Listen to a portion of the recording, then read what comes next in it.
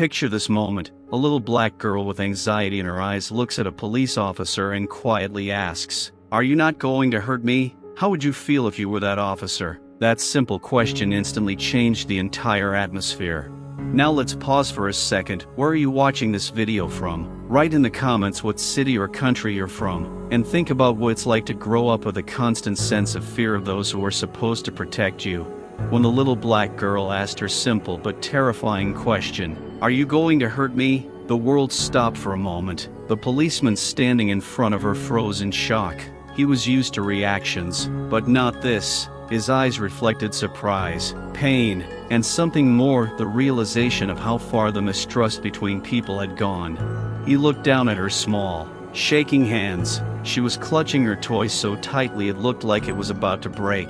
He realized this wasn't just a child, but a symbol of a generation that had grown up expecting constant threats. It was like a punch to the chest. All the news, protests, accusations flashed through the officer's mind, and this simple question was now personal. This wasn't a story on TV anymore. It was happening to him, right now. No, of course not. His voice broke, and for a moment he lost confidence. He saw real fear in her eyes, fear of the uniform he wore, fear of the system he was a part of. It wasn't unfounded fear. He knew it. Every story, every name that became a hashtag, loomed before him like a ghost from the past, and now that ghost stood between him and this girl.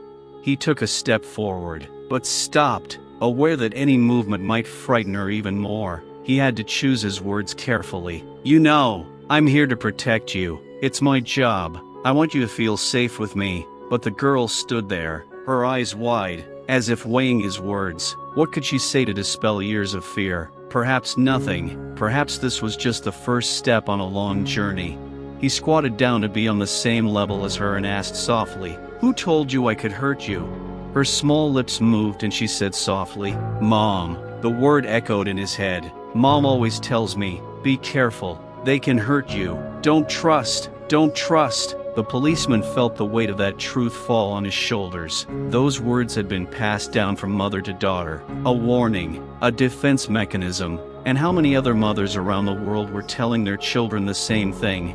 The silence stretched. He didn't know what to say, but one thing was clear. This moment had changed him forever. This wasn't just a job anymore. It was a challenge to the system, a challenge to himself. He had to do everything he could to earn that trust back. One step at a time, one person at a time. "I promise I won't hurt anyone, especially you." His voice was quiet but confident. It wasn't just an answer to her question. It was his own vow, a pledge that now had a special meaning. The policeman felt his heart clench at the girl's words. Her simple mama opened up a world of pain and fear that he had never truly experienced. It was a reality he had heard about, but had never been up close and personal with. The officer took a deep breath, trying to collect his thoughts. His job had always been to maintain order and protect people, but in that moment he realized that the situation was much more complicated. This wasn't just a conversation with a child. He was dealing with generational trauma, with decades of fear and mistrust. He looked into the girl's eyes, trying to find the right words, but suddenly he heard a dull sound behind him. Turning, he saw a woman running towards them. Her face was distorted with horror. She was screaming something that was almost unintelligible in her panic. It was the girl's mother. "Get away from her!" the woman screamed, her voice so desperate that the policeman was momentarily stunned. She was rapidly approaching, and in her eyes there was a fear that was much deeper than the one in her daughter's eyes. This fear was no longer just instinctive, it was accumulated over years of life experience, accumulated through stories told to her by her mother, grandmother, neighbors. "Did you touch her?" The woman stopped a few meters away. Her breath hitched and she seemed ready to do anything to protect her child. She grabbed the girl's hand and hugged her so tightly, as if she wanted to shield her from the world. "No, no, you've got it all wrong," the officer said with difficulty, trying to calm the woman down, but her eyes didn't reflect any trust. The tension between them was palpable, like an invisible wall. The woman did not let go of the girl and continued to look at the policeman with suspicion and anger. "I know how it is," she said in a trembling voice. "You always do this, you start out polite. And then something terrible happens." Her words were sharp, but there was a deep pain in them. For her, this was not just a chance encounter with a representative of the law, it was a symbol of everything she was trying to avoid, to protect her child from this world. The policeman stood there, not knowing what to say. He knew that in her eyes he was not just a man, but a whole system that in her mind represented danger. But then an unexpected turn occurred. Another officer stepped out of a patrol car parked nearby. He was young, with a slightly casual look, as if he had just started his service. He approached slowly, seeing the tense situation, but to everyone's surprise, the girl turned around abruptly and, shouting "Uncle James," ran towards him with her arms wide open. The officer, whose name was James, stopped, crouched down, and smiled at the girl. He hugged her with such natural warmth that the girl's mother froze in place, clearly not expecting it. Confusion flashed in her eyes, and her anger suddenly began to melt, replaced by confusion. "Do you know him?" she asked her daughter, her voice now full of surprise rather than aggression. "Yes, Mom. This is Uncle James. He's our neighbor. He's nice. He always helps." The policeman who had been with the girl from the beginning looked on in disbelief. It turned out that this Uncle James was a neighbor of the girl and her mother, and to their great surprise, he had only recently started working for the police. He did not wear a uniform at home, and so the mother never knew about his new position. James stood up and walked up to the woman with a kind smile. "Mrs. Lewis, I'm sorry we met under these circumstances, but I promise you that no one here intended to hurt your daughter." The mother stood there, at a loss for what to say. This man she had known for years as a good neighbor was suddenly part of the system she feared, the system she had spent her entire life trying to protect her daughter from. James was a person she knew well, but now, in uniform, he was also part of something she dreaded. There was a tense pause. The officer standing next to her felt her distrust slowly begin to fade, replaced by confusion and the realization that not all police officers were the same, that behind the uniform there might be a man she knew and trusted. "I didn't know," she said quietly, her voice shaking. I just want to protect her." "I understand," James replied, his voice soft. "We all want to protect our children, but we're not here to hurt. We want to help." The mother looked at him for a long moment before nodding slowly. Her arms, still tightly wrapped around her daughter, began to relax, and while the fear hadn't completely disappeared, there was now an understanding between them. It was a revelation to her that maybe not all police officers were the same. Maybe they needed to look beyond the uniform. The policeman standing nearby watched the scene with silent relief. He knew that this day had been a turning point not only for this family, but for himself as well. The world was more complicated than it seemed, but maybe with people like James, trust could still be restored. The mother stood motionless, clutching her daughter's hands, as if she still couldn't quite believe what was happening. Her eyes darted between James, her neighbor and now an officer, and the other policeman who had been with the girl from the beginning. The seconds seemed like an eternity. The mother was still struggling with what was stronger, her fear or the trust James had earned over the years of living next to her. Finally she spoke, her voice weak but tense. "James, you know I've always dreaded this day. I've seen the news, heard the stories. I grew up knowing one thing: cops are dangerous to people like us. I can't just forget that. I can't forget how my mother told me to stay away, how she'd tremble when she saw a patrol car." Her voice broke, and in that moment it became clear that personal tragedies were coming to life in her mind. James sighed and looked at her with deep sympathy. "I know there's a lot of pain in your family, Mrs. Lewis. I understand why you feel that way. I've seen it all with my own eyes, but I'm not here to continue this cycle of fear and hatred. I joined the police force to change that, so that people like you and your daughter won't be afraid of the police anymore." She stared at him, her eyes shining with a mixture of disbelief and despair. "Change? You want to change this? But can one person change anything? Do you know how many times I've seen people promise us protection, only to end up in tears? You don't understand." At that moment, something unexpected happened to the girl, who had been silent all this time, holding on to her mother, suddenly stepped back and came up to James. She hugged his leg, and everyone froze. The mother looked at her daughter as if she couldn't believe her eyes. James looked down, surprised and touched. He crouched down and hugged the girl back. The gesture was so sincere that even the policeman standing next to him couldn't hide his surprise.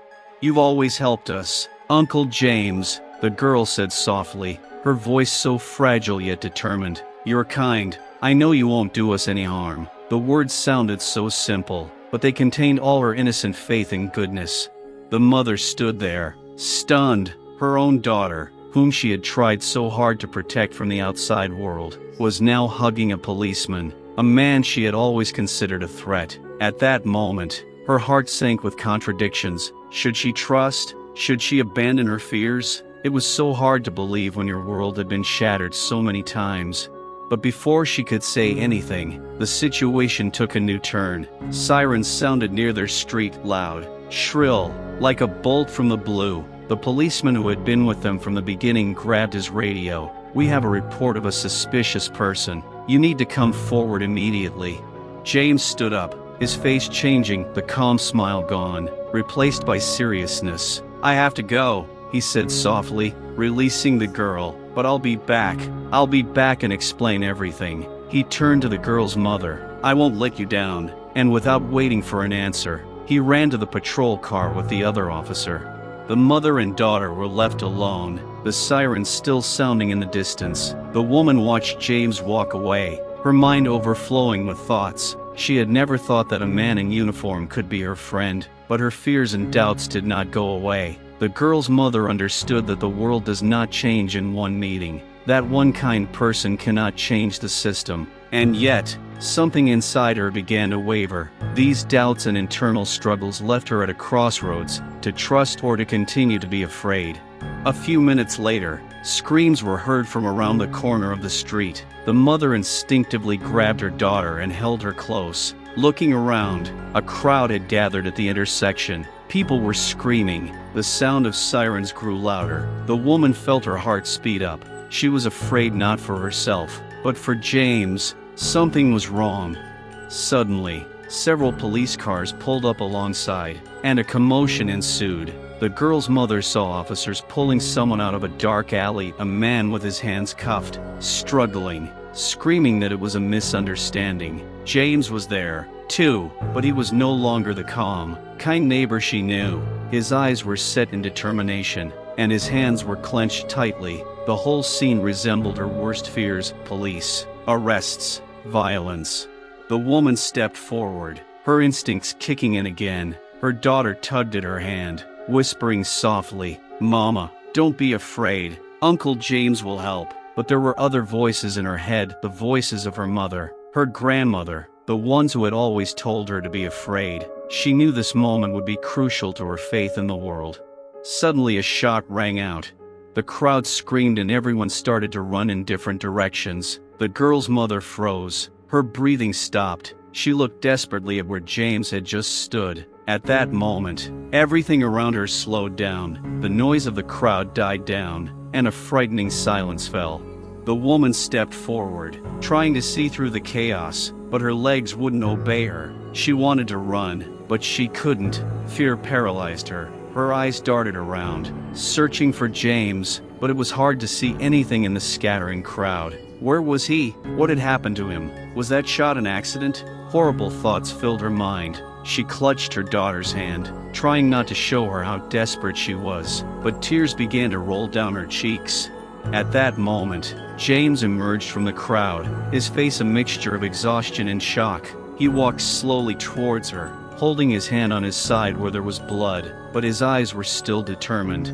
James walked slowly, gritting his teeth in pain, his hand pressed tightly to his side, where blood was turning red. The girl's mother froze in place, not believing her eyes. She wanted to run to him, but she couldn't move. Fear, anger, and despair mixed in her. Everything happened as if in slow motion. Chaos continued around, sirens, screams, people running away in panic. In the center of this chaos, James, who was walking towards them with difficulty, and her daughter, who held her hand tightly and looked at her uncle with such innocent, faith-filled eyes. When James finally approached, his face was contorted in pain, but there was still determination in his eyes. He looked at his mother and said through clenched teeth, "It's not what it seems. Everything will be okay." He trailed off, Gasping for breath, blood continued to leak through his fingers. You have to get her out of here. Now. The girl's mother took a step back, her eyes wide with fear. You're hurt. We need to get help. What happened? Her voice was full of panic. She could no longer hide her despair. Everything she feared had become reality. Chaos, gunfire, blood. She looked at James, her neighbor, her friend, and couldn't understand how he had gotten caught up in this nightmare. We have to do something. You're bleeding. She looked around desperately, but there was chaos all around, and it seemed like no one had even noticed that James had been hurt. But James shook his head. No, it doesn't matter. I tried to stop him, but there's something bigger that needs to be stopped. Listen to me. His voice was even quieter, but there was an urgent seriousness to it. The man they took, he's not who he seems. There's something bigger. A group. They had a plan, and this is just the beginning. You have to trust me. We need to get your daughter out of here. Now. The girl's mother froze. A group? A plan? Everything he said seemed insane. She couldn't believe that this was more than just a routine arrest, but there was no doubt in his eyes, only an insistence, as if he was certain that this was part of something much darker and more dangerous.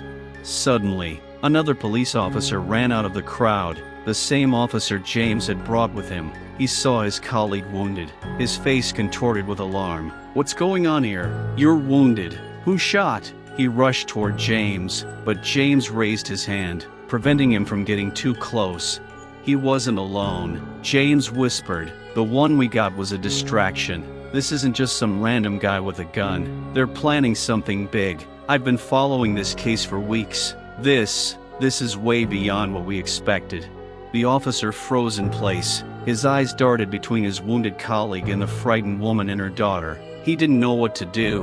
We have to call for backup. You can't stay here like this, he said, reaching for his radio.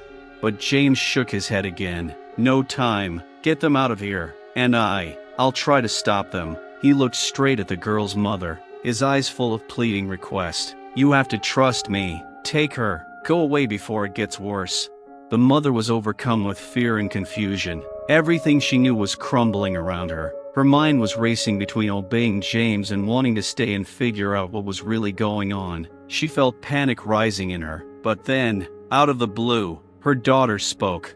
Mama, the girl said softly, still clinging to her hand. Her voice was quiet but confident, as if there was no trace of fear in her. Uncle James won't hurt us. We have to listen to him. The girl's words sounded so simple, but there was power in them. The mother looked at her daughter, then at James. Her eyes were full of tears. She could no longer ignore her intuition. Okay, she said, nodding, as if making a decision that would change everything. But, James, you have to survive, too. James smiled weakly, though his face remained contorted in pain. I'll try, he said before slowly rising to his feet, his hands still pressed to the bleeding wound. Now go, and don't look back.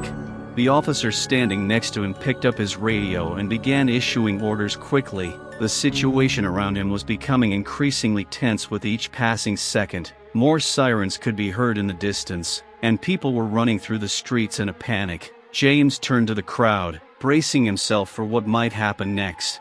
The girl's mother grabbed her hand and ran through the people and the screams. Her heart was pounding. She tried to understand what was really going on, but every step took her further from the answers. Around every corner, in every person, she saw danger. James had told her to run, and she did, but her mind was filled with the thought that something important was left behind, answers she had never gotten. A few minutes passed until they found themselves on a relatively safe street, away from the chaos, but the silence did not bring peace. The girl remained silent the entire time, holding tightly to her mother's hand. And then, when they stopped, her eyes suddenly widened, as if she remembered something. Mom, she said quietly, her voice full of worry, this isn't the end, is it? Uncle James knew something. He didn't just say he'd save us. He was hiding something. The mother stopped and looked at her daughter. What do you mean? The girl, still shaking from the fear she had experienced, said, he didn't just tell us to run. He was afraid for us, but he was hiding something, too. I saw him hiding something in his car before it started. The mother felt a chill run down her spine. What was James hiding from them? The mother froze, trying to digest her daughter's words. "What do you mean?" she asked, her voice shaking with fear and excitement. The girl lowered her eyes and, as if remembering the details, said quietly, "I saw Uncle James quickly hide something under the seat before he got out of the car. It was some kind of box, and he looked worried." The mother felt her stomach clench. What was James hiding? Why hadn't he said anything? Her heart was breaking. It was becoming increasingly difficult to trust the man she had known for years. "A box?" she asked, trying to process what she had heard. "But why would he hide something? He's a policeman." "Mom, I don't know," the girl whispered, still holding her hand, "but I think it's important." At that moment, everything was jumbled in her head. The unexpected gunshot, the wounded James, the crowd, the chaos, and now this mysterious box. She knew something didn't add up. Maybe James was caught up in a more complex game than she could have imagined. Maybe this was all part of something bigger, and she and her daughter were caught in the middle of it. The mother took a deep breath and looked at her daughter. "We have to go back," she said firmly, her mind already made up. Her heart was pounding in panic, but her gut told her they couldn't leave it like this. "We need to find out what he hid. I can't just leave without knowing the truth." "But Mom," the girl looked at her in fear. "What if it's dangerous? He himself told me to run." "I know," the mother replied, feeling fear tightening in her chest again. "But if he's hiding something, we need to find out what it is. It could be important for all of us." They quickly turned and ran back, along the empty streets, past the police lights and confused people. The mother's heart was pounding with tension, but her determination grew with each step. She had to understand what was really happening. As they approached the scene, everything was still in full swing. Sirens were howling, police were running back and forth. The crowd around them was not abating, but their target was clear: James's car. It was parked a little away from the main hustle and bustle, and fortunately, no one was guarding it. "Wait here," the mother said quietly, kneeling in front of her daughter and looking her intently in the eyes. "I have to check this. Stay in the shadows and don't move. Okay?" The girl nodded, her face tense, but she understood the gravity of the situation. The mother quickly approached the car, her heart pounding as she carefully opened the front door. Her gaze immediately fell on the seat. Nothing unusual was visible, but then she leaned lower, looking under the seat, as her daughter said. And there, indeed, was a box, small but sturdy, with a lock on the lid. Something about it was wrong. The mother grabbed it with shaking hands and pulled it out, looking around to make sure no one was watching. She closed the car door and returned to her daughter, tucking the box under her coat. "What's there?" the girl whispered when her mother was next to her again. "I don't know," the mother replied, her voice barely audible, "but we'll find out later. Right now, the main thing is to get out of here." They hurried away with the box, her mother's heart pounding in alarm. What could be in that box that James had hidden so carefully? Why hadn't he told them the truth? Thoughts raced through her mind, but she knew one thing: they had to open that box. And soon. When they finally found a safe place, hidden in the shadows of an abandoned house, the mother slowly pulled the box out from under her coat. The girl sat next to her, her eyes full of tense anticipation. The lock on the box was old, and the mother was able to pick it easily with a small knife she carried in her pocket. When the lid opened, they both froze, not believing their eyes. Inside the box were documents, photographs and maps, but what struck them most were the photographs of people they knew. Among them were pictures of James in civilian clothes, as well as several other police officers. But the most surprising thing was that one of the photographs showed a man the girl's mother recognized immediately. It was her late husband. Her heart sank. She looked at the photograph as if she couldn't believe what she was seeing. "How is this possible?" she whispered, her hands shaking as she leafed through the documents. There were notes, reports, signatures. Everything pointed to one thing: her husband was part of something big, and James knew it all. "Mom, who is this?" the girl asked. Looking at the pictures, she did not remember her father, because he died when she was still very young. The mother couldn't answer. Tears began to well up in her eyes as she turned the next page. There was the police report on her husband's death, details she had never known. His death had not been an accident. The mother sat motionless, holding the documents that changed everything she knew about her life. Tears rolled down her cheeks. A dull rhythm of pain and confusion filled her head. In the photographs before her, her husband, the one she had lost so long ago, looked completely different, a man hiding from something. But what? Why did James have these photographs and documents? Mom, what's wrong? The girl touched her hand, and this gesture brought her mother back to reality. She quickly wiped away her tears and looked at her daughter, trying to pull herself together. That's your father, her mother said quietly, holding up one of the photographs. The girl looked at it curiously, but her young age prevented her from fully comprehending what it meant. To her, her father was a distant memory, almost a myth. He was part of something I never knew about, and James knew about it. But what does that mean? The girl looked at her mother thoughtfully, her innocent eyes full of questions. Why does Uncle James have photos of Dad? He's our friend. The mother took a deep breath, realizing she didn't have an answer to that question yet. She didn't know how to explain to her daughter what she couldn't understand. Everything that had seemed true was suddenly crumbling. James, the one she trusted, who had always been on their side, was suddenly part of some dark secret. I don't know, she said quietly, trying to keep her voice calm even though inside she was seething with anger and pain. But I'm going to find out. She dug into the documents again. There were notes, maps, and more photographs of different people, but all of them connected to her neighborhood in one way or another. They were regular residents, but also police officers and people she had never met. There were black men arrested for minor offenses, but their cases were clearly fabricated. It all looked like evidence of a hidden conspiracy. She felt a wave of rage rise up inside her. These documents revealed systemic discrimination, abuse, and covert operations targeting people in her community. Her husband was caught up in it, and it seemed James knew more than he was letting on. Suddenly, the mother heard someone approaching from behind them. She turned, her heart pounding. James stood in front of her, clutching his side, blood still running down his uniform, but his gaze was steady. He noticed that she had found the box. You weren't supposed to see that, he said quietly, his voice hoarse with pain. He took a step forward, but the mother quickly stood up, protecting her daughter and stepping back. Anger and distrust washed over her like a wave. What is the meaning of this? James? Her voice was shaking, but there was determination in it. Why did you have these documents? Did you know about my husband's death? Did you know what really happened? She held up the box, clutching it as proof that he was keeping something from her.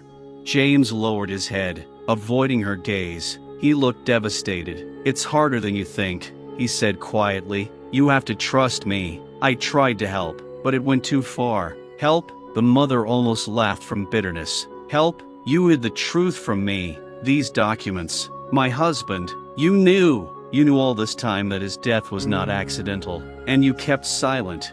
James looked up, his face full of pain, but he couldn't hide the truth any longer. I didn't want you to find out this way, he said quietly, his voice shaking. Your husband was part of a covert operation. He was trying to fight the system, the police force that was deliberately trapping black people, using them as pawns in their games. It had been going on for years, and he decided to stand up to it. The mother froze. Her thoughts were confused, and each of his answers only added questions. Why didn't you say anything? Why didn't you tell me?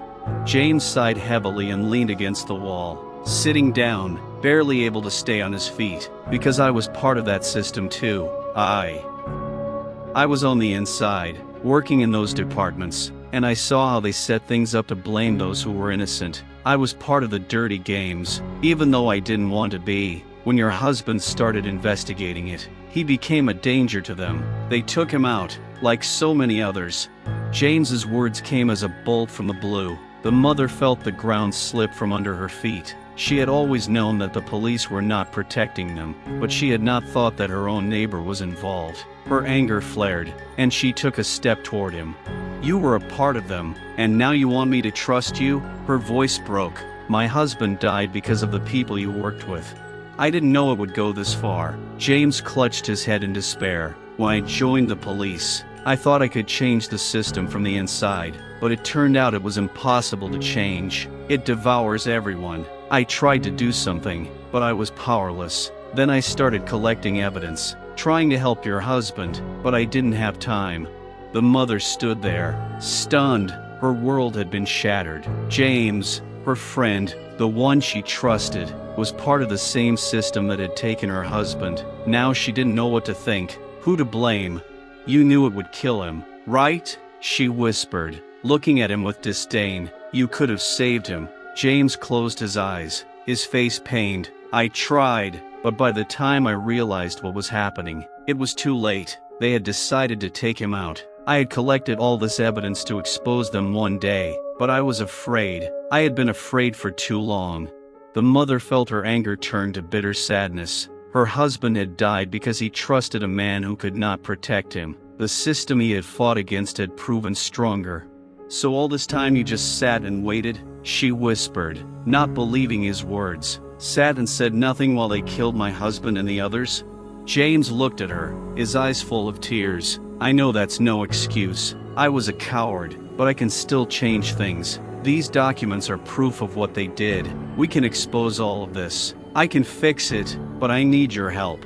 The mother pressed her lips together, her heart breaking with pain and rage. She looked at her daughter, who was following the conversation with concern, and realized that now she had a choice: trust the man who had let them down once, or continue to hate him and lose her last chance to change something. "What should I do?" she asked, not looking at James. Her voice was cold, but there was determination in it. "You have to help me bring this evidence to light," James replied. "I can't hide it any longer. The system isn't just the cops, it's the entire structure, and we can destroy it, but without your help, I can't do anything." She stood in silence, aware that this moment could be life-changing for them. On one side was James, the man who had betrayed them, but on the other, the opportunity to stop the injustice that her husband had fought against to the very end. "We'll do it," she finally said, holding up the box of papers. "But if you let me down again, James, I won't forgive you." The mother sighed heavily, feeling the tension in the air tightening around her chest. She knew that the decision she had just made could change everything, but there was no going back. To leave things as they were would be to betray her husband's memory. Her goal was clear now: to destroy the system that had killed him and was continuing to destroy others. James looked at her gratefully and, despite the wound and obvious pain, found the strength to rise. "You won't regret this," he said hoarsely. "I know I've earned your distrust, but this is our chance. If we can get these documents to the right people, we can create a public outcry and begin the process of exposure." She nodded, feeling empty but determined. She had nothing left to lose. All that lay ahead was her daughter's future and their fight for justice. Several days had passed since they had evaded the police and found temporary shelter in an old abandoned house. The mother sat on the cold floor, her thoughts spinning around the documents. They were so dangerous that any mistake could cost them their lives. James, still recovering from his wound, read the notes, making notes in the margins, creating a clear plan of action. The clock was ticking. At any minute they could become a target. "Are you sure we can trust this journalist?" James asked, looking at his mother. There was doubt in his voice, but also an understanding that they had no other options. "Her name is Monica Jenkins," his mother replied, rising from her seat and looking at him intently. "She's known for her investigative reporting. She has a reputation for being a journalist who isn't afraid to go against the system. If anyone can bring this out, it's her." James didn't answer, but nodded, indicating that he agreed. He knew how dangerous it was to get involved with people like that, especially when they were close to uncovering large-scale corruption schemes. Suddenly, a knock on the door broke the silence. Both his mother and James froze, their hearts beating in anticipation. "It's her," said the mother, moving toward the door, but her steps were slow, wary. She opened the door with extreme caution. A tall black woman in a formal business suit stood in the doorway. Her eyes were determined and wary. She was younger than her mother had imagined, but her face was familiar. It was Monica Jenkins, the journalist they had entrusted with their last chance. "Are you Monica?" the mother said with a slight tremor in her voice. "Yes, it's me," the woman replied, looking around. "I understand it's urgent. Where are the documents?" Her mother stepped back, gesturing for her to come in. As the door closed, tension filled the room again. Monica stepped closer, her gaze focused and attentive, not wasting any time. "I can't stay here long," Monica said, nodding at James. "They're already tracking me. They know I'm here." "What? How?" James struggled to his feet, feeling a new wave of anxiety. "It's too dangerous. We can't reveal it now. We can't wait." Monica cut him off sharply, dropping to the floor and pulling out her laptop. "We're already on their radar. If you want this to be out there, you'd better do it now." Her mother looked at her suspiciously, but quickly suppressed her doubts. This was their only chance. "Open the papers," Monica said shortly. James handed her the box, and her mother saw the understanding in her eyes as she began to look through the photographs, maps, and reports. "It's huge," Monica whispered. "It could blow up the system, but it's also too dangerous. You realize your targets now? All these people, they're not going to let you just walk away after this." "We know," the mother said calmly, though her heart was pounding. "But if we don't do this, more innocent people will die." Monica continued to leaf through the documents, but suddenly stopped, lingering on one photograph. Her face turned stony, and she looked up.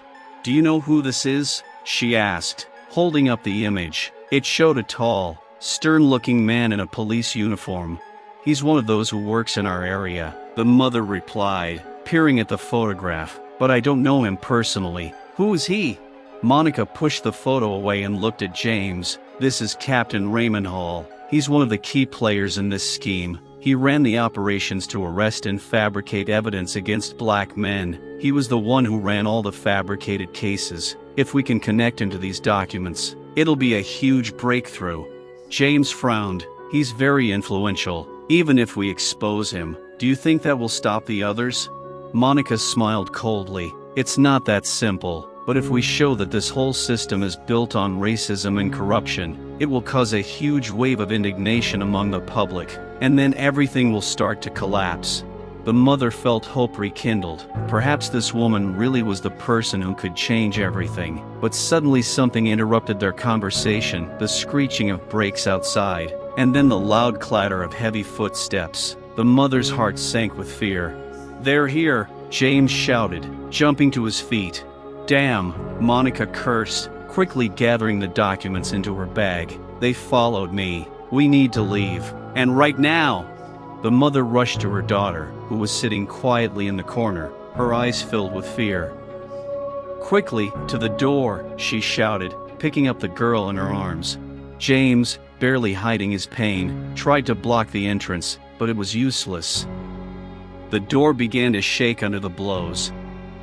Monica quickly glanced at her mother. "Do you have a back door?" The mother nodded, pushing Monica and James toward the back exit.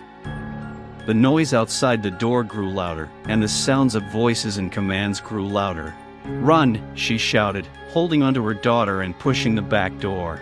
Escaping through the back exit, the mother, daughter, and James found themselves in a narrow alley surrounded by high-walled buildings. The mother's heart was pounding in her chest, and the fear for their lives was taking hold of her like an ominous shadow. She glanced at James, who looked exhausted, but his determination was noticeable. He continued to move forward despite his injuries. "We need to find cover," he said, looking over his shoulder as if expecting to see the police at any moment. "We can't stay here too long. Where can we hide?" the mother asked, looking around. There was no obvious hiding place in the alley. Everything looked empty and lifeless, as if that foreshadowed their fate. "There's an abandoned warehouse at the end of the street," James replied. "It's not far, and I know how to get there." They ran towards the warehouse, trying not to attract attention. Every second seemed like an eternity as they ran, hiding in the shadows, full of fear and uncertainty. When they finally reached the warehouse, the mother quickly looked around, making sure no one was watching them, and quickly pushed the door open. It was dark inside, but the air smelled of dust and old woodwork. James quickly turned on his flashlight, and its light penetrated the darkness, illuminating the desolation. "We have to close the door," he said, taking responsibility for the safety of the group. The mother nodded, still holding her daughter in her arms, and carefully closed the door, trying not to make any unnecessary noise. "What now?" she asked, setting the girl down on the floor and squatting down to be level with her. "Now we need to assess the situation," James replied. "Monica should have called her people to find a safe place for us." "I hope she's okay. You don't think they'll catch her?" the mother asked, feeling anxiety creeping up on her again. "She took so many risks for us. If they caught her, she would still do everything she could to make sure those documents reached the right people," James said. But his voice was unsure, and she realized that even he was unsure of the outcome. Suddenly there was a knock on the door. Mother and James froze, their hearts skipping a beat. They looked at each other, realizing that if it was the police, they wouldn't have a chance. "Who's there?" the mother asked quietly, squeezing her daughter's hand. "It's me," came Monica's familiar voice. "Open up." They quickly opened the door and Monica walked in, her face dirty and stained, but she looked determined. "We have to move," she shouted. "I heard them talking on the radio. They're already approaching. I managed to pass the information on to my colleagues, but we don't have much time." The mother felt hope return to her. "Did you make it in time?" she asked, trying to keep the tears from her eyes. "What did they say?" "They said there would be a big fuss if we didn't get it done by the end of the day," Monica replied, looking at James. "I'm where you tell me. We could try to get it out on the radio and get the whole country to know, but that would require going outside," James noted, his voice full of apprehension. "We'd risk being trapped." "There is one way," Monica said, squatting down and quickly scribbling on the dirt floor. "If we can set a trap for them and lure them to another part of town, we can emerge with the documents and head to one of my sources." "What trap do you mean?" asked the mother, trying to guess what Monica was up to. "We'll make some noise, maybe arson," she said, looking up. "Draw attention to yourself. Then, when they're distracted, you can run and get to the car that's waiting for us on the other side of town." "It's very risky," James said, his voice full of worry. "But it might work. We can't stay here. We have no other choice." The mother still hesitated, but her resolve grew. She remembered her husband, his struggles, his sacrifices. He would not stop in the face of fear. "Let's do this," she said, determined. "I'm willing to risk everything for justice." Having gathered all the necessary materials to create a trap, Monica, James, and their mother set to work. They found several old boxes and bottles of flammable liquids scattered around the warehouse. Fearing delays, they worked quickly, each of them aware that time was not on their side. When everything was ready, they went outside, trying not to make any noise. The mother felt fear and adrenaline mixing, but every action she took was dictated by the desire for justice. "Now that we've made some noise, we'll need to clean up fast," James said, his voice quiet but determined. "When this starts, you head for the exit to the street. I'll keep an eye on the cops and set this trap on fire when they get close." "Are you sure you can handle it?" his mother asked, but James nodded confidently. "Yes. I know what I'm doing. We have to do this. We have to show them that we're not afraid." As they stepped outside, mother and daughter stood to one side while James and Monica headed toward the storage areas that had been set up to create the necessary noise. The air was thick with fear and anticipation. Gathering his courage, James lit several bottles and threw them towards the warehouse. The fire quickly engulfed the crates and soon the flames were blazing, lighting up the night and filling the air with smoke. "Go!" Monica shouted, leading the mother and her daughter to the exit, but suddenly police officers appeared on their way. "Hey! Stop!" one of them shouted, pointing a gun at them. The mother froze, and her breath caught in her heart for a moment. "Run!" Monica screamed, and they turned to run the other way, but the police were everywhere. They began to surround them, and a feeling of hopelessness came over the mother. "This is the end," she screamed as one of the police cars pulled up in their path. She felt panic rising and couldn't believe it was that bad. But in that moment, when her world began to crumble, she remembered that she had to fight. She remembered her husband, his determination and his belief in justice. She could give up, but she didn't want to. "No, we won't give up," she shouted, and, grabbing her daughter's hand, pulled her to the other side of the alley. James, who had already retreated, rushed into the attack again, and although his body no longer obeyed, he continued to fight. "You must be careful, don't let them catch you," he shouted, and the mother felt her heart fill with hope. At that moment, when it seemed that all was lost, there was a loud crash and the wall of the building next door collapsed. The police were distracted, and the mother, daughter and James rushed to the exit. "Hurry, let's go!" James shouted, and they all ran out into the street, disappearing into the darkness. They ran as fast as they could before the fire raging in the warehouse drew more attention. They could hear the police shouting and the sirens, but none of that mattered. What mattered was survival. When they finally stopped in a safe place, the mother sat down on the ground, breathing heavily. "We did it," she breathed, looking at James and her daughter, who were both struggling to breathe. "But this isn't the end," James said, his voice still filled with worry. "This is just the beginning." Monica looked at them hopefully. "If we can get these documents out to a wider audience, we can change everything. We don't just need to stumble, we need to blow up this system." The mother nodded, and suddenly hope lit up her heart. Perhaps their sacrifice had not been in vain. Perhaps they could do something significant. And despite the fear, despite the pain and suffering, they were ready to fight for justice. The moonlight fell on the tired faces of the group as the mother, James and Monica stopped in an abandoned park, sheltered by tall trees. The sounds of sirens gradually faded, but tension still hung in the air. The mother took a breath and hugged her daughter, who was still in her arms. "We need to find a place where we can talk about this calmly," she said, trying to hide the trepidation in her voice. "There's one place," Monica suggested, her voice confident. "It's the old community center. No one will look for us there, and we'll have plenty of time to get everything ready."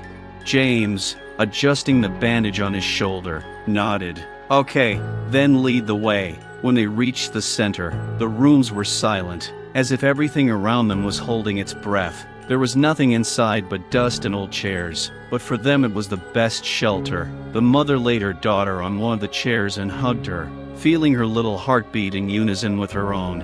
"How do we do this?" Monica asked, taking her notes out of her bag and opening her laptop. "We need to come up with a plan to get the information out. If we want it to be effective, we need to create a strong media response.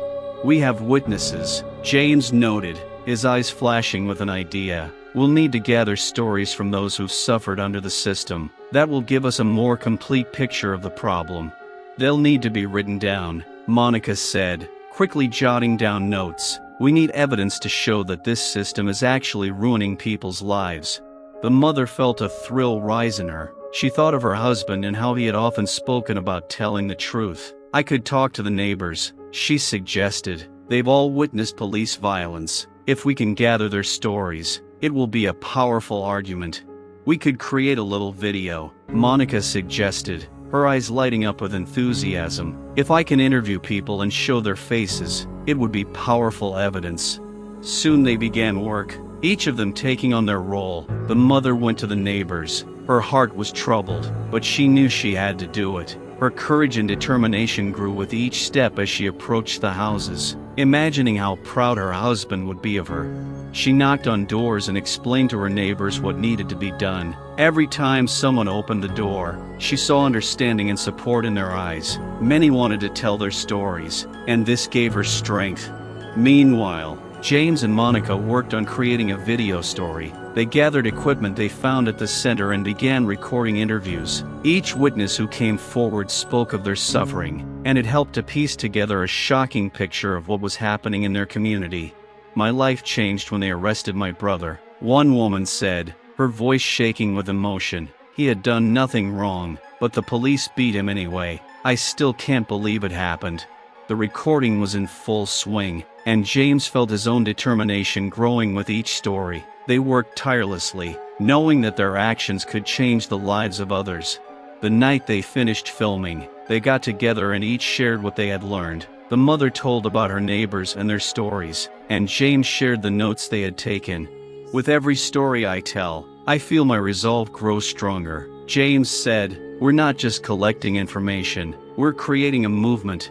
The mother nodded, feeling their common goal unite them. "But we have to be careful. If the police figure out what we're doing, they might try to stop us." "I know," Monica agreed, "but if we wait, it may be too late. We need to act now." The next morning, they began planning how to release the information. Monica gathered her notes and James worked on the video editing. They wanted it to look professional and attractive, to generate the widest possible public response.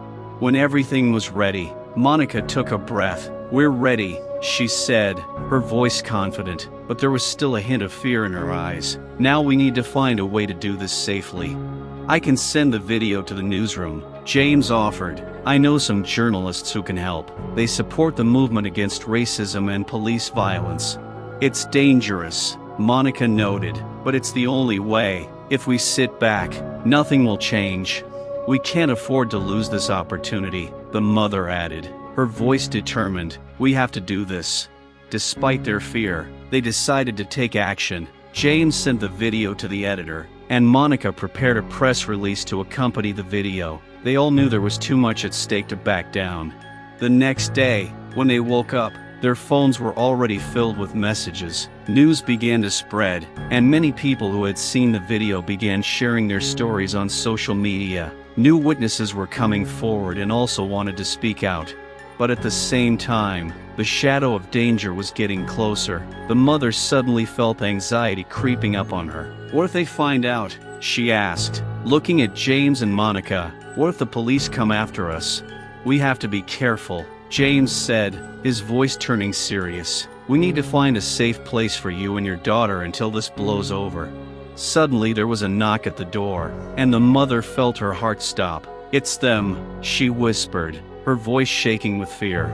"Quiet," Monica shouted, her face changing, and she rushed to the window, looking out. The door knocked again, and suddenly it swung open. A familiar figure walked in. It was the neighbor who always supported them. "Quick, get ready," he shouted, his voice full of panic. "I just saw a police car. They're coming here." Without further ado, the mother grabbed her daughter and ran towards the exit. James and Monica followed her, but suddenly they heard someone shouting from outside. "They're here," one of the policemen shouted. "Let them out. We know you're there." The mother felt panic rising in her, but at the same time she remembered her husband and his struggle. "We can't give up," she cried. "We have to run." They ran out the back door, but the police had already surrounded the building. The mother grabbed her daughter's hand and they ran the other way, trying to find cover. James and Monica ran alongside them, their hearts pounding in unison. "This way," James shouted, pointing to a path leading into the forest. "We can hide there." When they reached the forest, the police were already close. The mother tried to remain calm, but panic was growing in her heart. They ran deeper into the forest, hiding behind the trees. "What now?" Monica asked, her voice shaking. "We can't stay here too long. They'll find us sooner or later."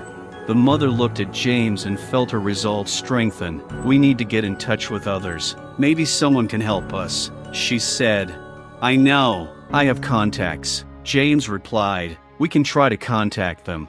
They began searching for a signal, and when James finally got a hold of it, he quickly dialed a number. "Listen, we need help," he said, his voice tense. "The police are hunting us, and we don't know how long we can hold out." As he spoke, the mother suddenly felt anxiety creeping up on her again. She remembered how many people had fought for their rights, and how many had been lost. "We can't let them stop us," she whispered, her eyes shining with determination.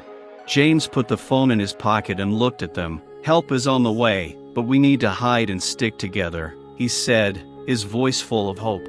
However, just as they started to move, a policeman suddenly ran out of the bushes. "Stop!" he shouted, his voice sounding threatening.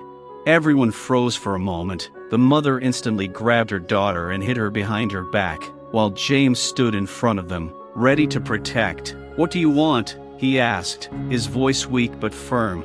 "Surrender," the policeman shouted, pointing his gun at James. "You're surrounded. You don't have a chance."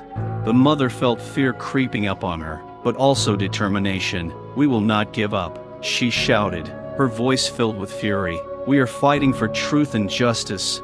And then something unexpected happened. Several people supporting the protest emerged from the trees. They were their neighbors and friends, ready to help. They surrounded the police officer, creating a protective shield around the mother and her daughter. "Get out! We won't let you take them," one of the women shouted, her voice firm. The policeman, seeing more and more people gathering around him, began to lose confidence. "Step back," he shouted, but his voice was already less confident. The mother felt hope rise in her heart. "This is our fight," she shouted as her neighbors held up signs and began chanting slogans. "We are not afraid. We stand for the truth," someone from the crowd shouted. The policeman, seeing that the situation was getting out of control, decided to retreat. He called for backup, but the people were not going to give up. Their voices merged into one powerful cry against injustice. The mother, feeling her fear fading, moved closer to her neighbors. "We are together. We are not alone," she cried, her voice sounding with new strength. Suddenly the police decided to retreat, and immediately there were cries of support all around. People started hugging, sharing their stories, and in that moment they became one, a powerful movement that demanded change. A few days passed, but that night changed their lives forever. Thanks to the courage of the people who stood by their side, they were able to go public with their stories. News of the protests against police violence spread across all media. Mother and James became symbols of the struggle, and their story inspired others across the country. Their small group grew into a movement that united people from all walks of life. Every day more and more people joined their fight, and soon they organized a peaceful march in the city center. "We have to show them that we are united," the mother said, standing on stage, addressing the crowd. "We will not let them divide us. We will fight for justice." The crowd responded with a powerful cry of support. The mother, looking back on it all, realized that they had really done something significant. It wasn't just a fight for their rights, it was a fight for the rights of all people, for those who had ever suffered from the system. "Today we begin a new chapter," she said, her heart full of hope. "We will not give up, and we will not remain silent." The people around her responded with cries of agreement. Their unity felt like never before. They knew their fight was just beginning, but they were not alone now. Every step forward became a symbol of hope, and together they could make a difference. Every day, the movement against racism gained momentum. Mother, James, and Monica became leaders. Their voices were in every news report. Their faces were on the covers of newspapers. But behind all this struggle were not only hopes and dreams for a just world, but also tragedies that forever left a mark on their hearts. At one of the rallies, the crowd was told the tragic story of a young man who had been killed by police in a nearby neighborhood. His name was Eric, and he had become a symbol of what Black people faced every day. The mother and daughter and James came to the rally to pay their respects to Eric and support his family. The crowd was full of people holding signs that read, "Justice for Eric, and we are not silent." The mother, standing on the stage, felt a wave of bitterness and sorrow rise in her heart. "We are here today to honor Eric," she said, her voice shaking. "He was a son, a brother, a friend, and he didn't deserve what happened to him." There were muffled groans of agreement from the crowd. People hugged each other, and tears ran down their cheeks. "But we must remember that his life was not in vain," she continued. "We must fight to make sure this never happens again." A girl with long hair stood in the audience, her eyes full of pain. "Why does this keep happening?" she asked, turning to Monica, who was standing next to her. "Why can't they understand that we are people, just like them?" Monica looked at her, her heart aching with compassion. "The problem is that many don't want to see the truth," she replied, "but we must be the voice of those who cannot speak." "It's so terrible," the girl whispered. "I'm afraid for my brothers and sisters. Every time they leave the house, I worry." After the rally, the mother approached Eric's family to offer her condolences. Their eyes were filled with tears, and the mother hugged the woman who had lost her son. "I understand," she said, her voice shaking. "I lost my husband at the hands of the police. I know what it's like to live with that pain." The woman looked at her, bursting into tears. "We must not let them forget about us. We must fight so that they know that we will not give up." The mother nodded, her heart filled with determination. "We will do everything we can to change this system. Eric will not be forgotten." The next day, the mother met with James and Monica to discuss their next steps. They knew they had to do something bigger now. Their small movement was starting to attract attention not only from locals but from national media. "We should organize another march," James suggested, "but this time we need more people, more publicity. We need to collect as many stories as possible from those who have suffered from racism." "I can reach out to journalists," Monica said. "They'll be interested in covering our movement. And we have to invite Eric's family," the mother added, feeling her heart fill with both bitterness and hope. "We have to show them they're not alone." As time went on, the march they had organized became a real event. People from all over the city came together, carrying signs, shouting slogans and supporting each other. However, as the date of the march approached, tensions grew. The mother felt that something might go wrong. The evening before the march, they gathered at their mother's, discussing the final details. "We have to be careful," James warned. "The police might try to disperse us, like they did before." "Don't worry," the mother replied, her voice confident, though deep down she was still afraid. "We have to remember that we are peaceful protesters. We will not provoke violence." "But if they start acting aggressively, what are we going to do?" Monica asked, her voice shaking with excitement. "We will stand together," the mother said, her voice full of determination. "We will speak the truth, and we will do it with pride." The day of the march arrived. From early morning the streets were filled with people, and the crowd grew with each passing minute. People shared their stories, laughed and cried together, creating an atmosphere of unity and support. When the mother saw Eric's family, her heart was filled with grief. They stood together, their faces full of pain and determination. The mother walked up to them and hugged them, feeling how their suffering united them into one. "We'll do this for Eric," she said, her voice thick with emotion. "We won't let them forget." "Thank you," the woman replied, her eyes full of tears. "Your words mean so much to us." As the march began, the energy among the protesters grew. People chanted, "Justice for Eric," and "We are not silent." The mother felt a fire of determination burning in her heart. They were walking together, and it was truly powerful. However, as they approached the police station, a sense of foreboding began to fill the atmosphere. James, standing next to his mother, noticed several police officers beginning to form a line. "This could end badly," he said, his voice serious. "Don't be afraid," the mother replied, trying to remain calm. "We are peaceful protesters. We are here to voice our demands." But at that moment, as the crowd continued to move forward, screams were heard from the crowd. "What's going on?" Monica asked, her eyes wide with fear. A group of police officers with batons and shields appeared from around the corner. They began to form a line, and the crowd instantly froze. "We demand that you disperse," one of the policemen shouted. "Otherwise we will use force." "We have a right to gather," the mother replied, her voice powerful. "We are here to say that this should not happen." But the policemen didn't listen. Suddenly they began to advance, and the crowd, frightened, began to part. "Stay together," James shouted, trying to remain calm. "Don't let them separate you." However, in the chaos as people tried to escape, the mother lost sight of her daughter. "Monica, where are you?" she screamed, her heart clenched in fear. Through the noise and shouts, the mother made her way through the crowd, her fear growing with each passing second. She saw policemen beating people with batons, and her heart was breaking with pain. "Where are you, my daughter?" she thought, her mind racing in panic. Suddenly she noticed someone holding her daughter, who stood there with a frightened expression on her face. "Mom!" she screamed, her voice full of fear and despair.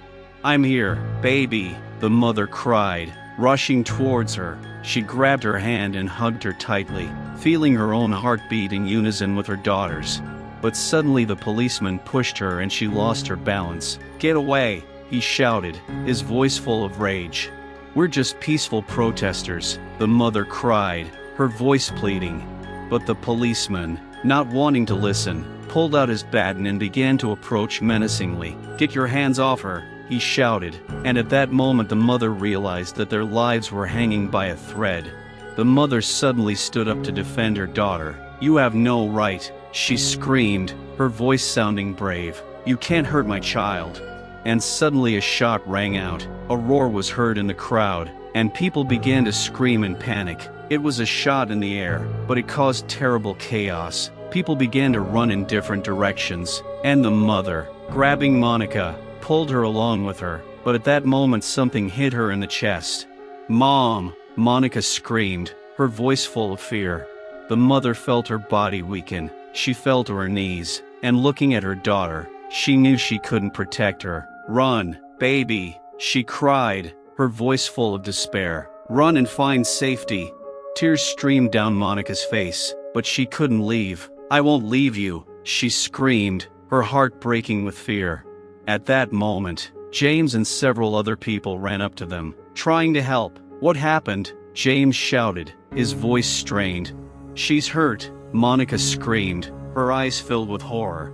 People around started to panic, but James, picking up his mother, quickly said, "We need to find medical help. Fast." The mother was conscious, but she felt her strength draining. "Monica, you have to be strong," she said, her voice barely audible. "You are our light, and you have to keep fighting." "I won't let you go, Mom," Monica whispered, tears streaming down her cheeks. But soon the mother felt her eyes begin to close, and she, trying to stay afloat, quietly said, "I'm proud of you. Never forget who you are." They soon reached the hospital, and the mother was immediately taken into the operating room. James and Monica stood waiting, their hearts pounding in unison. "She'll be fine," James said, but his voice was unsure.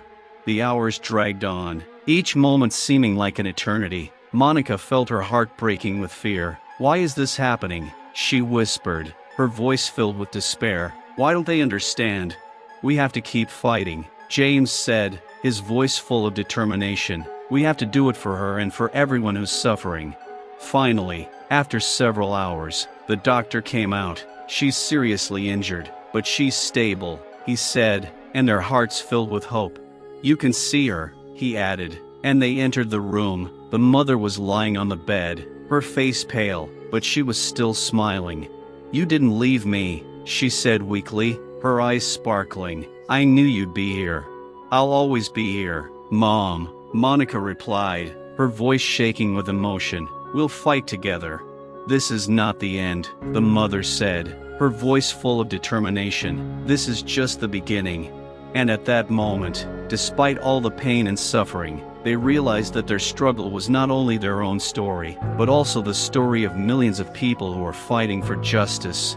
After her mother emerged from surgery, she was stable but still in critical condition. Doctors and nurses visited her in the hospital to offer support, but Monica and James knew they had to act. They couldn't sit back while their community continued to suffer. Several days passed, and despite the pain, the mother tried to stay strong for her daughter. Each morning she woke up with new strength, realizing that her personal struggle had become part of something bigger. "Mom, do you know that you have become a symbol of our struggle?" Monica asked, sitting next to her bed, holding her hand. "People are taking to the streets. They are demanding justice. They are not silent." "That's wonderful," the mother replied, trying to hold back tears. "But I want you to know that this fight won't end until we change the system." "I won't leave you alone," Monica said, her voice full of determination. "We'll do this together." Meanwhile, James took it upon himself to organize a new protest, which would take place on the day his mother left the hospital. He knew it would be more than just a march, it would be a symbol of unity and the fight for justice. "We have to make this big," he told a group of activists gathered in a cafe. "We have to involve as many people as possible. This will be the day we show that we cannot and will not remain silent." "I agree," one of the men replied, "but we need everyone to understand that we are peaceful protesters, no violence." "That's right," James added. "Our strength is in unity and peace. We have to make sure everyone knows that we are not the enemy. We are just asking for justice." When the mother was finally released from the hospital, she was met by a crowd of people. It was the same day they were supposed to hold a march in her honor. Monica, James, and other activists were there, hugging her and supporting her. "You are our hero," James said, his voice full of respect. "This is all for you," Monica said, looking at her mother with pride. "You inspired us," the crowd chanted. "Justice for Eric, and we are not silent." It was powerful, and the mother felt her heart fill with pride. She knew their fight was not in vain. As they took to the streets, the mother felt stronger than ever. She held up a sign that read, "Black Lives Matter," and began chanting with the crowd. But as they moved forward, police cars appeared in the distance. Their hearts began to pound in unison. "Why are they here again?" Monica whispered, her voice shaking with fear. "Don't be afraid," the mother said, trying to reassure her daughter. "We're here to tell the truth. We have a right to be here." As they approached City Hall, police began to line the road, creating a barrier. The crowd froze, and several people began to doubt. "They can't stop us," the mother said, her voice determined. "We're not leaving." The crowd supported her, raising signs and chanting, "Justice, justice," thundered around. But at that moment the police began to advance. "Disperse," one of them shouted, his voice threatening. "This is an unauthorized rally. We have a right to gather," James shouted, stepping forward. "We are here to say that violence will not be tolerated." His mother, feeling the tension rising, stood next to him. "We are peaceful protesters. You cannot intimidate us." But the police were not going to retreat. Suddenly there was a shot in the air. The crowd began to run away in panic, and the mother felt her heart squeeze with fear. "Stay together," James shouted, trying to keep the people in order. "Don't let them separate you." But amid the chaos and panic, a few people began throwing stones at the police. This was the beginning of violence, and the mother felt her heart break. "No, no!" she screamed, trying to stop the madness. Meanwhile, the police had begun to move, and the crowd had split again. The mother and Monica were on one side, and James on the other. The mother, realizing that they had been separated, rushed to her daughter. "Monica!" she screamed, but her voice was lost in the shouting. At that moment, the policeman, pointing his baton at her, shouted, "Get your hands off her." "I'm her mother," she screamed, her voice filled with desperation. "I just want to protect my daughter." But the policeman, not wanting to listen, rushed at her. At that moment, several people standing nearby began to resist. "Don't touch her," one woman screamed, trying to protect her mother. The situation was getting tense, and the mother realized she had to act. "We are peaceful protesters. We are not the enemy," she shouted, trying to get attention. But through it all, her eye caught James's. He stood surrounded by police, his eyes blazing with rage. "We won't give up," he shouted, his voice a call to action. The situation was out of control, and when the police began to act, the mother felt that their movement might collapse. She screamed, "We are not here to fight. We are here to be heard." Her words made people freeze. They began to gather together, realizing that violence would only fuel hatred and division. "We must show that we are united," she shouted, and her words roused the crowd. "United," the crowd shouted, restoring the strength of the protests. But suddenly one of the policemen grabbed her arm and pulled her towards him. "You're under arrest," he shouted, his eyes full of contempt. "No!" Monica screamed, her voice filled with horror. "You can't take her." At that moment, the mother, feeling that her life could end at any moment, looked at her daughter. "Monica, don't be afraid. I'm proud of you," she said, and her voice sounded with determination. The crowd, seeing what was happening, gathered together again and began shouting, "Don't touch her. She is our strength." The situation reached a critical point. The police, realizing that they could not control the crowd, began to retreat. The mother and her daughter, separated only for a moment, found themselves together again. "We can't stop," the mother said, her voice full of energy. "We have to keep fighting. We'll be together, Mom," Monica replied, hugging her. "I won't leave you alone." From that moment on, they realized that their fight was not just a fight for themselves, but also for those who could not fight. Every step forward became a symbol of hope and aspiration for change. The day after the march, they held a meeting with activists and families of people killed by police. The mother, James, and Monica were determined to create a platform to discuss issues of racism and police violence. "We have to come together," the mother said. Looking at the crowd, "We have to create a safe space for everyone who wants to talk about their experiences. We have to share our stories." James added, "Every one of us has the right to be heard." The gathering gave people a chance to speak out. Stories of fear and pain, hope and struggle intertwined, creating an atmosphere of unity. Several months passed, and the movement inspired by their story continued to grow. Mother, Monica, and James worked to create a program that would educate people about human rights and the importance of peaceful protest. At one of the events, a journalist approached them. "Can you tell us how your life has changed since that terrible incident?" he asked. The mother looked at her daughter and James. "We realized that despite all the pain, we are not alone. Together, we can change the world. This is our strength, and we will fight for justice until the end. This story is not just about us," Monica added. "It's about everyone who faces injustice. We have to stay united." The journalist, recording their words, felt that this was only the beginning of their long journey. The story of a family that had become a symbol of struggle had to be told, and they were ready to move forward despite all the difficulties. With each passing day, they realized that their fight was not only a fight for themselves, but also for a future without racism and hatred, and that fight was just beginning.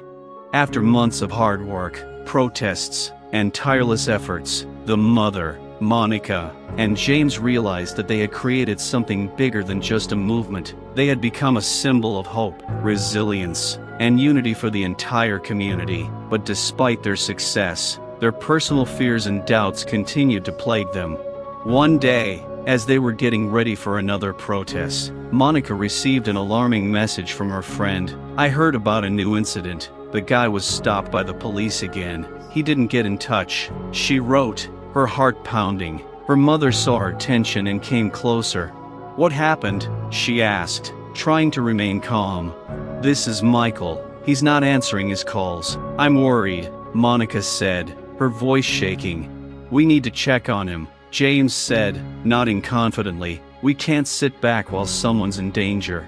The mother, feeling her anxiety growing, agreed. "Let's go. We need to know what's going on." When they arrived at the spot where Michael had last been seen, their hearts began to beat faster. The crowd of people gathered in a circle, whispering to each other about what had happened. The sky was covered with clouds, like a harbinger of an approaching storm. "Where is he?" Monica asked one of Michael's friends, her voice full of fear. "They detained him, but didn't say why," he replied, his face pale. "We heard he was trying to film the police approaching him. We can't let this go on," the mother said, her voice firm. "We have to show that we're not afraid." The crowd began to gather and tensions grew. Mother, James and Monica, feeling united in their actions, began to organize people, calling for peaceful protests. Suddenly a police car came around the corner. "Stop!" one of the officers shouted as they saw a crowd beginning to gather. "This is an unauthorized gathering. We have a right to gather," Monica replied, her voice full of determination. "We are here to protect our friend." The mother looked at James and Monica, and in that moment they realized that their struggle had reached a new point of tension. "We will not give up," she said, her eyes shining with confidence. "We will tell the truth, even if it costs us our lives." The situation was getting heated, and when the police started to form a line, the crowd did not back down. "We are peaceful protesters," the mother screamed. "You can't intimidate us." But the police, hearing the screams, began to advance. The mother felt her heart beat faster. "We must be strong," she shouted, confidently looking into everyone's eyes. At this point, one of the police officers, feeling threatened, said, "We are not afraid of you. Move away." The crowd froze, but then, when someone in the back rows held up a sign that said, "Enough," others took up the chant. "Enough! Enough!" the crowd chanted. And just when it seemed violence was inevitable, a man with a video camera approached them. "People, this is your chance to be heard. Your stories matter," he shouted, pointing the camera at the crowd. The mother, feeling supported, raised her hands. We are here to say that we are not afraid. We will not remain in the shadows. We want to be heard, she shouted, her voice echoing the cries of the crowd. And suddenly, when she said this, the policeman stopped. One of them, with doubt in his eyes, looked at his colleagues. "This is not normal," he whispered, and the others froze, realizing that the situation was out of control. Sirens sounded nearby and several cars pulled up to the crowd. Activists from other groups approached them, joining in a single impulse. "We are here to support you," they shouted, and the crowd began to chant again. It was a movement that could no longer be stopped. People understood that they were not alone in their fight. At this point, while the world was watching, one of the police officers stepped forward. He laid his baton on the ground and said, "I am a human being too. I do not want to be part of this system."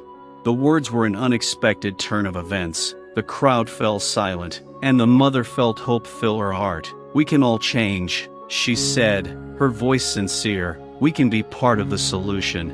The police, seeing the support and unity, began to slowly retreat. "Maybe we shouldn't be violent," one of them said, and that was the beginning of a change.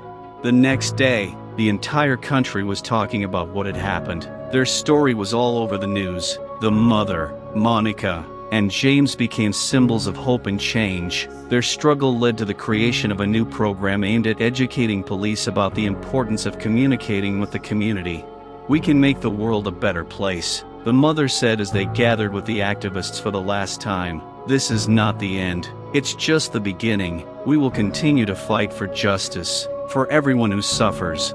Monica, looking at her mother, felt that they had really done something significant. "We are all together, and we have power," she said, her eyes shining with hope. And in that moment, when they looked at themselves and at each other, they realized that their fight was not only for themselves, but for a future in which everyone would be heard. Every step forward became a step toward justice. They knew that this path would be difficult, but they were ready to go to the end. There was a fire burning in their hearts, and this fight was just beginning.